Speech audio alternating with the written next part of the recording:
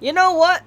I thought that Jeanne d'Arc was gonna be a Saber clone, or aka Ruler. I mean, her design was slightly different, but overall she looked very similar to Saber. I thought she was gonna be the Saber of this series, since, Mordred, she's more along the lines of like a different spunky Saber that we really haven't seen before in other Fate series. This episode tries to focus on Ruler as a character, give her some characterization, how she interacts with others, but also show what her role might be in this series. Now, there is some similarities to the original Saber, King Arthur. However, there is some differences in terms of how she takes care of others, but also how she was helping out the, artificial human in this episode, when she was taking him on a journey to help him out and all that, to set him up with a quiet, nice life.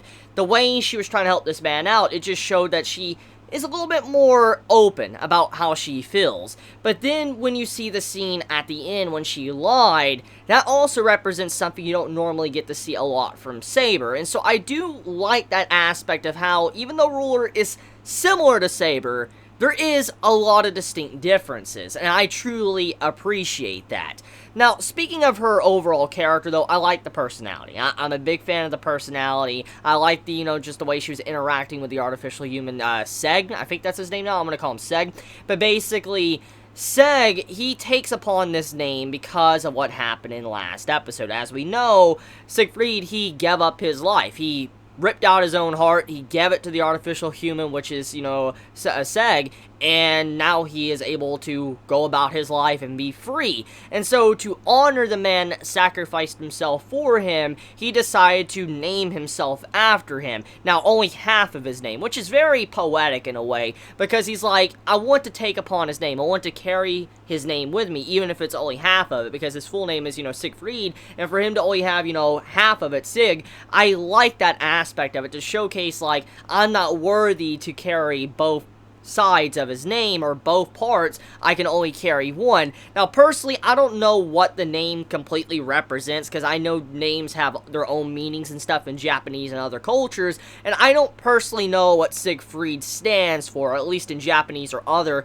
languages, and so if anyone has any knowledge on that, I would be very happy and appreciate that if you were to let me know. I'm assuming Sieg means something very distinct compared to, like, Siegfried, because Siegfried has probably a different meaning compared to Sieg, and so I could definitely see there being a lot of weight to this character with half the name being taken. So if anyone knows the meaning of Sieg or Siegfried, please let me know in the comments below. But with that being said, though, this character that was saved, and has been the spotlight actually for a little bit, I wonder if he might be our main character, because for him to play a major role in the series, I mean, even Ruler states this at the end of the episode, that he will have a role to play, something very important to do. It only makes you assume that this character is going to be very, very important. He's not going to be someone that's just there and going to disappear. He's going to pop up again, and he's going to play a massive role, because we do remember, as I've already said, Siegfried, in the first episode, it was shown that he was alive.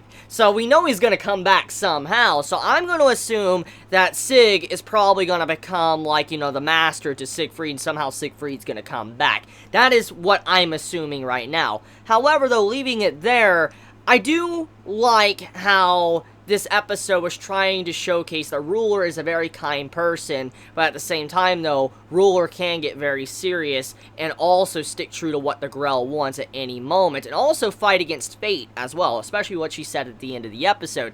So let's go into that. Basically, Jeanne d'Arc, she actually states, like, I lied to his face. He will have a role to play. The Grell did want him to do something. And in this case, from what we can gather from this information, is that the whole reason why he probably got his own freedom, his own will to live, was probably thanks to fate in the Grell, what the Grell wanted. For instance, Ruler popping up like, she did, how Siegfried gave up his life for, this new artificial human, which is Sieg now. basically, it's saying that all of this was destined to happen.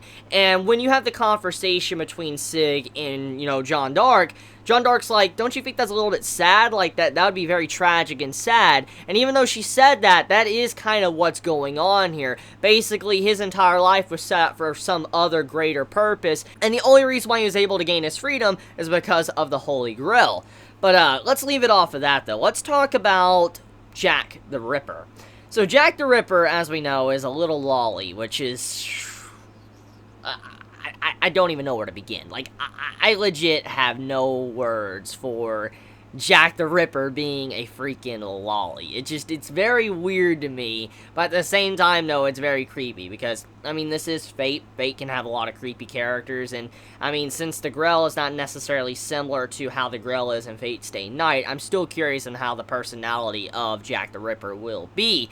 But for it to be a little girl, and from what we saw from the design of the character, it seems like Jack the Ripper has, like, some form of mommy issues. That's what I'm assuming here, because if my hunch is correct, and the little girl is Jack the Ripper, that would mean that the Master is playing the mother role, while the, I guess the servant, that's the daughter.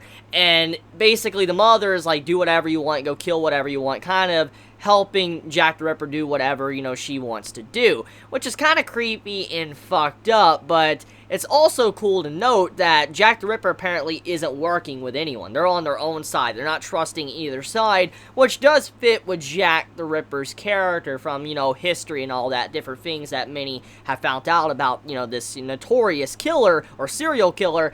I guess it does make sense that Jack the Ripper, the servant, maybe the Master, wouldn't want to work with others. But eventually that's bound to happen. I'm just curious how that is going to happen.